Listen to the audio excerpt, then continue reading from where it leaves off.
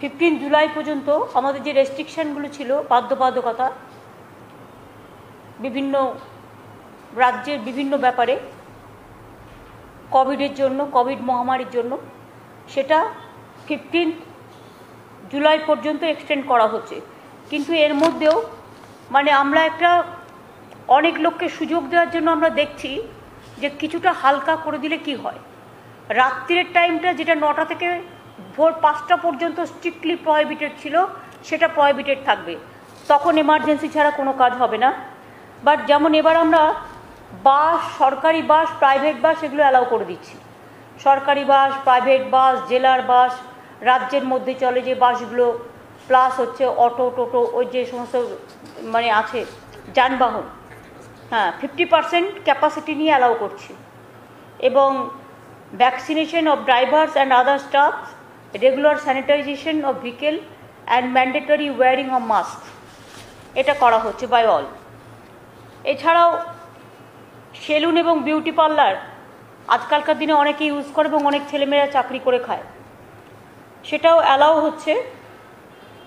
Open থাকবে 11টা থেকে 6টা, 50% seating capacity at a time, provided the employees, staff and customers have been vaccinated for COVID-19 and subject to regular sanitization. Shops and vendors, যেগুলো বাজার, সবজি বাজার, মাছের বাজার, সেগুলো যেমন সকাল 6টা থেকে বেলা 12টা পর্যন্ত চালু থাকবে। এটা 11টা পর্যন্ত করা হয়েছিল আগের বার, আরও 1 ঘন্টা বাড়িয়ে দিলাম। এবং সকাল 7টা থেকে ছিল, সেটা তোমার সকাল 6টা থেকে করে দিলাম। সকাল 6টা থেকে 12টা পর্যন্ত সবজি বাজার এবং মাছের বাজার খোলা থাকবে। বাদবাকি দোকান যে সমস্ত আছে সেগুলো আমরা পুরো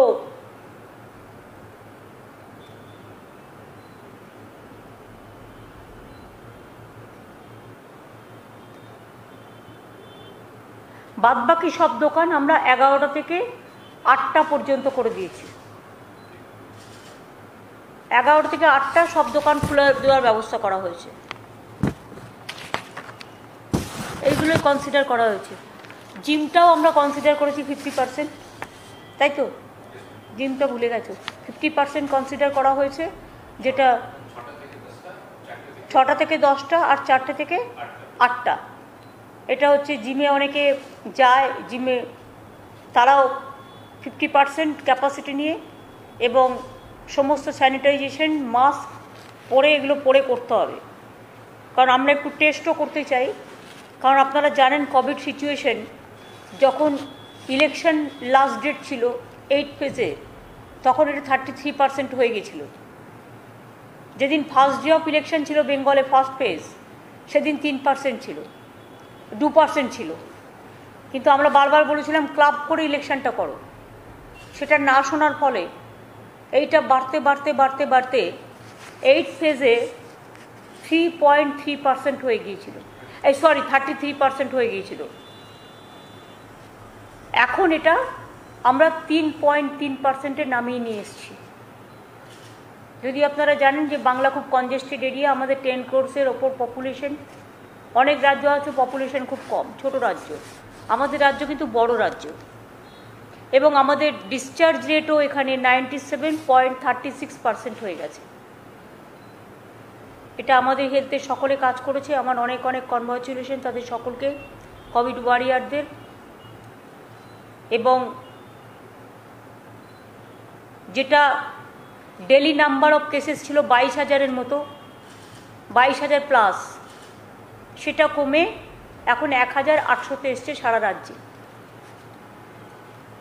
আর তার মধ্যে আবার যেটা হচ্ছে ডিসচার্জ রেট, সেটা এখন 97.36% হয়েছে।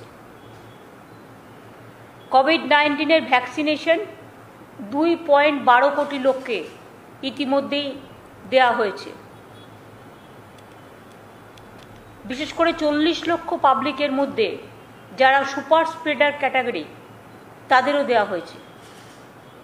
যেমন গাড়ির ড্রাইভার থেকে শুরু করে ডোমেস্টিক কাজের হেল্প থেকে শুরু করে একেবারে কেবলে যারা কাজ করে থেকে শুরু করে, প্রিন্টে যারা কাজ করে থেকে শুরু করে, চাষি থেকে শুরু করে ওয়্যার হাউসিংয়ে কাজ করে, তারপরে কিষাণ মান্ডিতে কাজ করে, বাসের ড্রাইভার, অটোর ড্রাইভার, ট্যাক্সির ড্রাইভার, এদের সব দেওয়া হয়েছে।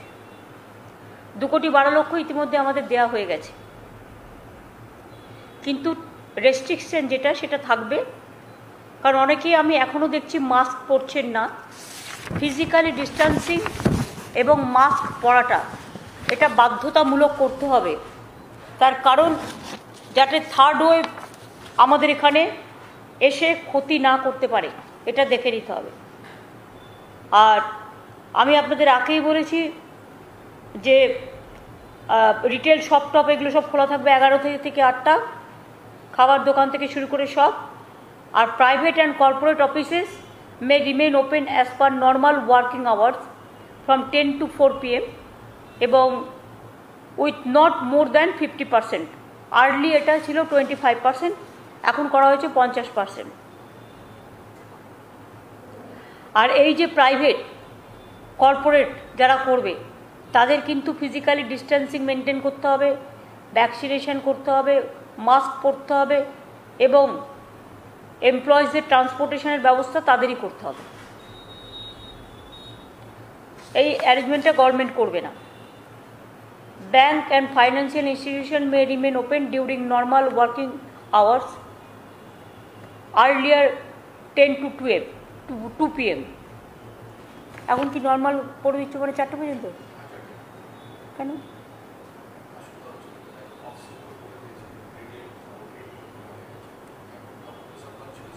কিন্তু ওরা চাইছিল না এতটা।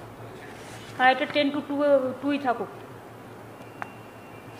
কারণ একেবারে সব করা যাবে না, শেষকালে খুব তাড়াতাড়ি যদি আবার এটা বেড়ে যায়। সুতরাং দেখে নিতে হবে যে এমন কিছু আমরা করব না।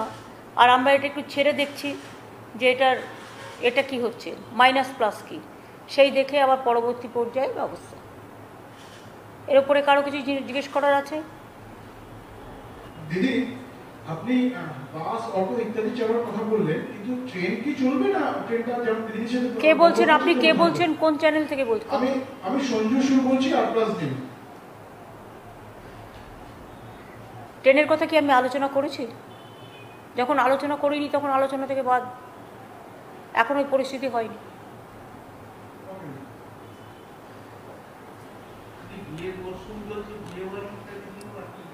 বিয়ের ওই তো 50 জন পর্যন্ত অ্যালাউ করা হয়েছে, তার বেশি নয়। পলিটিক্যাল, রিলিজিয়াস, কালচার এখনও মনে রাখবেন 20 পর্যন্ত allowed. It may be inside, it may be outside. কেউ আমি দেখছি ডিজাস্টার অ্যাক্টকেও মানছে না, গায়ের জোরে নিজেদের কাজ করছেন। তাদের বিরুদ্ধে গভর্নমেন্ট কিন্তু ডিজাস্টার আইনে অ্যাক্ট নেবে, তা আইন অনুযায়ী কাজ করবে। কারণ আইন কিন্তু সবার জন্য সমান, আমার জন্য যেমন সমান, অন্যদের জন্যও সমান।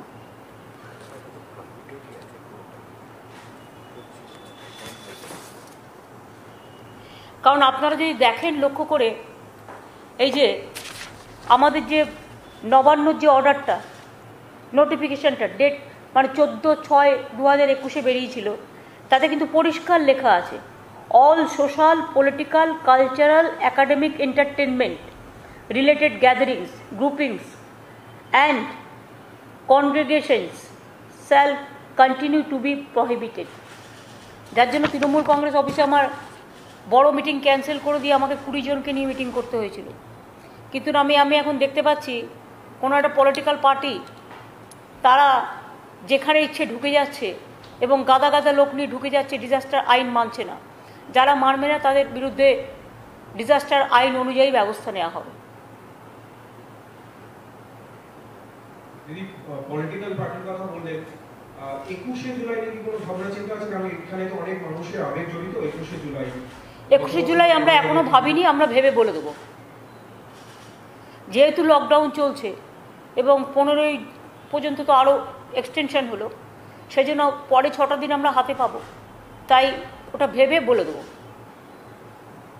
দিদি, একটা বিষয়, দেবাঞ্জন দেব এই ইস্যুতে কিছু বলবেন? কারণ এই বিষয়টি নিয়ে বিভিন্ন রকম অভিযোগ উঠছে। না, বলে কি তাকে জনপ্রিয় করার দরকার আছে? বলে কি তার নামটা বারবার বলছেন কেন? যে চোর হয়, ডাকাত হয়, প্রতারক হয়, তাদের নামে পাবলিসিটি করতে নেই, প্রতারক হিসেবে বলবেন। তাহলে আমি বলবো যে এই প্রতারক যে ধরা পড়েছে তার এত বড় সাহস, ঔদ্ধত্য, অহংকার, যে সে সমস্ত নকল করে, চিট করে। এটা তো সরকারের নয়, সরকারের ব্যাপারে কোনো ভূমিকা নেই, কারণ এটা সরকার করেনি। মানুষকে কখনো কখনো বুঝতে হবে। অনেকে আছে এসে বলে এই চিট ফান্ডে টাকা রাখুন, মানুষ, সাধারণ মানুষ, সহজ সরল মানুষ রেখে দেয়, ফলে কিন্তু টাকাটার ফেরত পায় না, চিটার পালিয়ে যায় চিট করে। এরকম কিছু কিছু লোক আছে দেখতে সুন্দর এবং তারা সেজে গুজে টিপটাপ থাকে এবং তারা প্রতারণা করে বেড়ায়। কখনো চিফ মিনিস্টারের সই নকল করে, কখনো প্রধানমন্ত্রীর সই নকল করে, কখনো গভর্নমেন্টের সই নকল করে। আপনারা কি ভুলে গেছেন যে গভর্নমেন্টের গাড়ি নিয়ে, লাল আলো নিয়ে পার্লামেন্ট অ্যাটাক করতে গিয়েছিল? যখন পার্লামেন্টে মারা গেছে অনেকে, পার্লামেন্ট অ্যাটাক হয়েছিল, তো গভর্নমেন্টের গাড়ি নিয়ে গিয়েছিল। সুতরাং যারা এইসব কাজগুলো করে এদের আমি মানুষ বলে মনে করি না, অমানুষ বলেও মনে করি না। এদের এই সমাজে থাকার যুক্তিযুক্ততা নিয়ে আমার, যদি কাউকে বড় টেরোরিস্ট বলা যায়, মানুষের জীবন নিয়ে যারা খেলে, এরা টেরোরিস্টদের থেকেও ভয়ঙ্কর। এবং তাদের বিরুদ্ধে কানে আসার সাথে সাথে আমরা স্ট্রং অ্যাকশন নিয়েছি, সিট তৈরি করা হয়েছে। এবং আমি নিজে পুলিশ কমিশনারকে 3-4 বার কথা বলেছি এই ব্যাপারে কোনো এক্সকিউজ করা যাবে না। স্টেট তার অডাসিটি কতটা, তার অহংকার কতটা, আর যারা তাকে সাহায্য করেছে সে যেই হোক, A to Z, কাউকে কোনো কম্প্রোমাইজ করা যাবে না।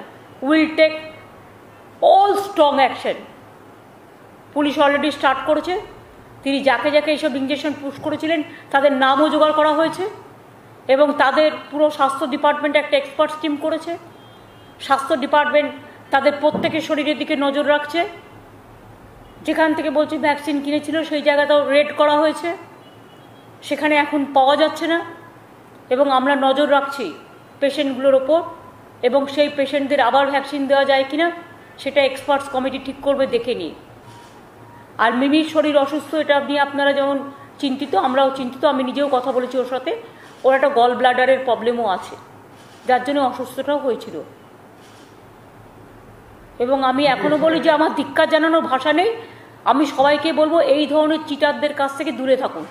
আর এই ধরনের চিটাররা রাস্তায়, ধরুন আমরা যাচ্ছি একটা লোকের বাড়িতে, সামনে দাঁড়িয়ে একটা ছবি তুলে নিল, তার মানে এটা নয় যে আমার সাথে তার জানাশোনা আছে।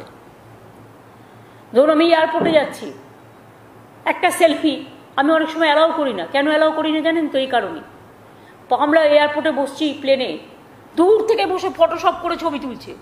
ছবি দেখিয়ে কোনো কিছু হবে না, এটা আপনাদের সিদ্ধান্ত নিতে হবে। এবং ফটোশপ করেও কোনো লাভ নেই। ছবি যে কেউ, যারাই প্রতারণা করে সব পার্টির সাথে একটা করে ছবি তুলে রেখে দেয় এবং ছবি তুলে কাজে লাগানো আমি চিনি, এটা প্রচার করা তাদের কাজ। এরা হচ্ছে ঠকবাজ। এরকম ঠকবাজ সমাজে এখনও আছে, তাদের দিকে কড়া নজর রাখতে হবে। এবং ডিস্ট্রিক্ট অ্যাডমিনিস্ট্রেশনকেও বলে দেওয়া হয়েছে এবং পুলিশকেও, পুলিশের চোখের সামনে এরকম কে কোন অফিস চালাচ্ছে, কে কি ব্যবসা চালাচ্ছে, এগুলো মাঝে মাঝেই সারপ্রাইজ ভিজিট করে দেখা দরকার, চেক করা দরকার বলে আমি মনে করি। এবং এক্ষেত্রে পুলিশ তার দায়িত্ব এড়াতে পারে না, কর্পোরেশনও তার দায়িত্ব এড়াতে পারে না, এটা আমি ব্যক্তিগতভাবে মনে করি। এবং তাদের অলরেডি অ্যালার্ট করা হয়েছে, পুলিশকেও অ্যালার্ট করা হয়েছে, কর্পোরেশনকেও অ্যালার্ট করা হয়েছে। এবং সাধারণ মানুষ তারাও কেউ আমাদের প্রথমে জানায়নি। মিমিদের ঘটনাটা হলো বলে আমরা জানতে পারলাম, থ্যাঙ্কস যে ঘটনাটা আমরা জানতে পেরেছি।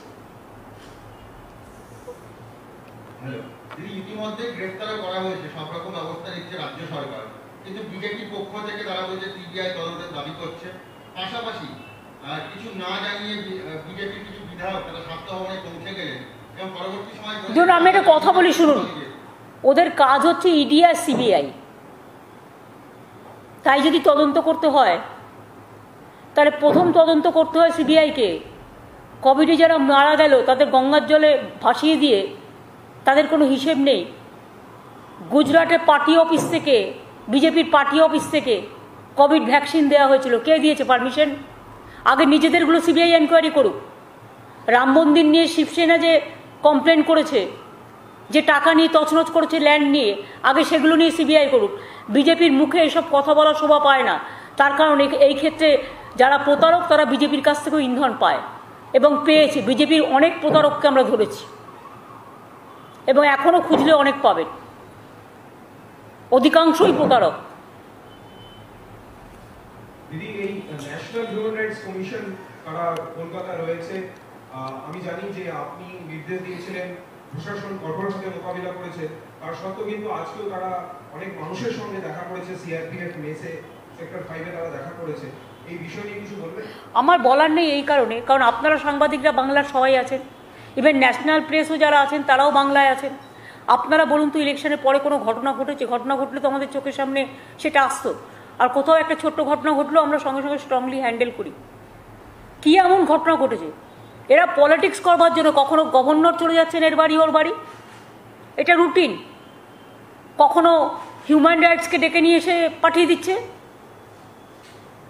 এবং সবচেয়ে বড় কথা হচ্ছে, বিজেপির যে লোকেরা আজকে নিয়ে গেছিল তাদের মধ্যে অনেককেই টোটাল সাজিয়ে নিয়ে যাওয়া হয়েছে বলে আমাদের কাছে খবর আছে। আর এবং বিজেপি পার্টির লোকেরা নিয়ে গেছে তাদের। দু একটা কেস থাকতেই পারে, বাদ বাকি সব কেস বিজেপির সাজানো। এবং যখন ডিজাস্টার অ্যাক্টে 20 জনের বেশি অ্যালাউড নয়, তখন বিজেপির লোকেরা গাড়ি ভাড়া করে, 407 ভাড়া করে, বাস ভাড়া করে কি করে নিয়ে গিয়ে ওই অ্যাসেম্বল করে? কি করে করে? ডিজাস্টার রুল তাদের জন্য কাজ করবে না? ডিজাস্টার ল তো কাজ করবে। আর এটা যারা উচ্চ পর্যায়ে আছে তাদের আমি রেসপেক্ট দিয়ে বলছি যে আপনারা বিজেপির কথায় কাজ করবেন না, ইম্পার্শিয়ালি কাজ করুন, আমাদের ফুল কোঅপারেশন পাবেন।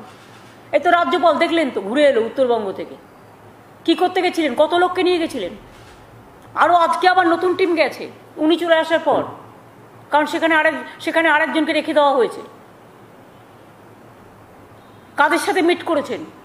বিজেপির এমপি, বিজেপির এমএলএ, বিজেপির ব্লক সভাপতি। এবং কেন তিনি হঠাৎ করে উত্তরবঙ্গ সফরটা বেছে নিলেন?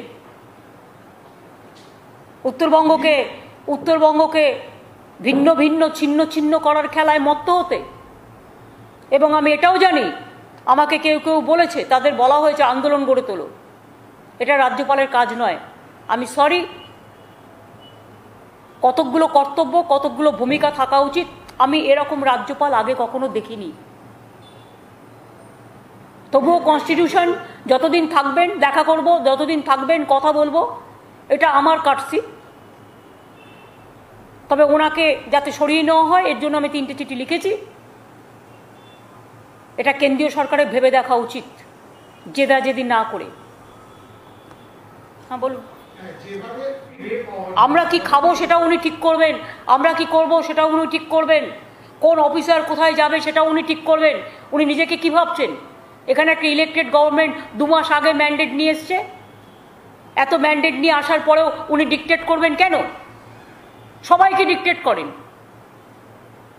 আমি নাম বলছি না, অনেক হায়ার অথরিটি থেকে শুরু করে লোয়ার অথরিটি পর্যন্ত সবাইকে ডিকটেট করেন। Who is he?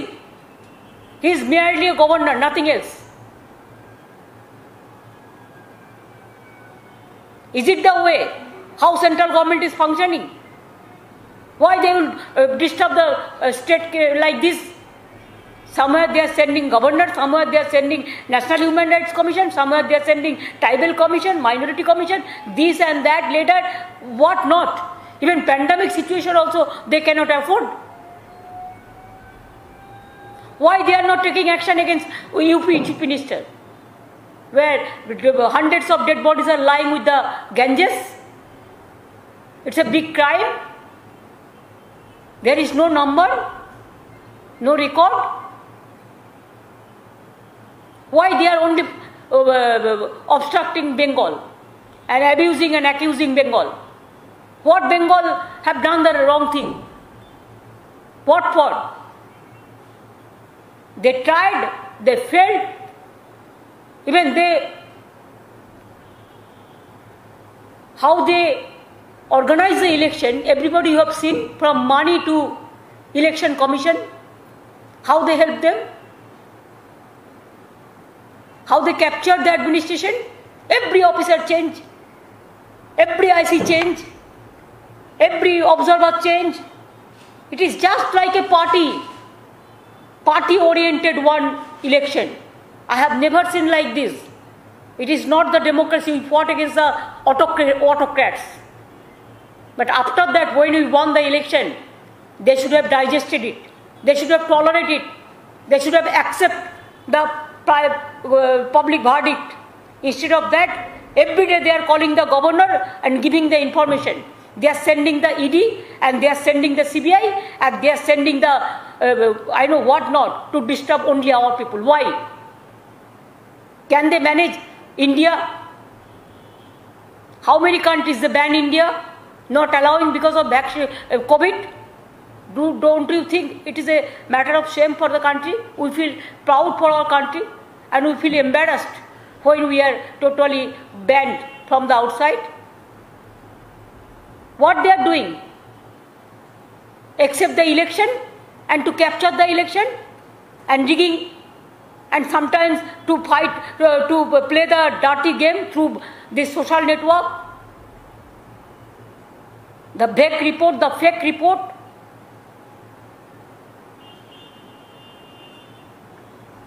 They cannot tolerate a journalist who have written something against of them.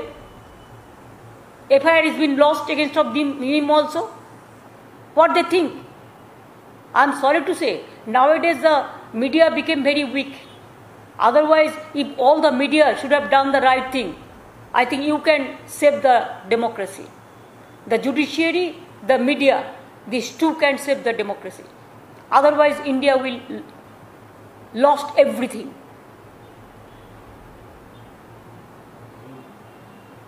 I am worried for my country. আমরা অনেক বলে দিয়েছি, আজকে আর নয়। Thank you.